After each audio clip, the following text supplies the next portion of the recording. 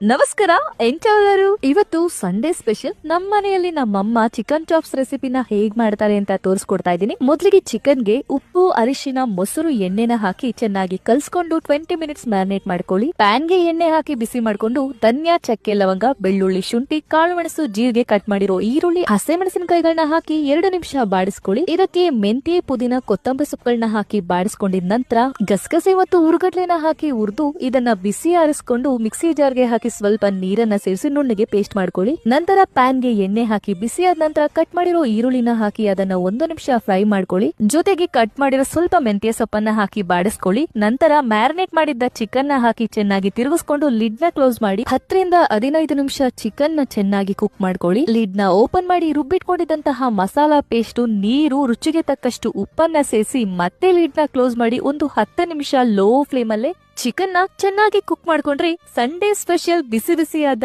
Chicken chops recipe ತಯಾರಾಗುತ್ತೆ. ಬಾಯಿ ಕೆಟ್ಟೋದಾಗ ಅಥವಾ ಏನಾದ್ರೂ ಸ್ಪೈಸಿ ಚಿಕನ್ ರೆಸಿಪಿನ ಕೇಳಿದಾಗ ನಮ್ ತಾಯಿ ಈ ರೆಸಿಪಿನ ಮಾಡ್ಕೊಡ್ತಾರೆ. ಮುದ್ದೆ ಅಥವಾ ಅನ್ನೋ ಜೊತೆ ತಿನ್ನೋದಕ್ಕೆ ಖಾರವಾಗಿ ತುಂಬಾನೇ ಚೆನ್ನಾಗಿರುತ್ತೆ.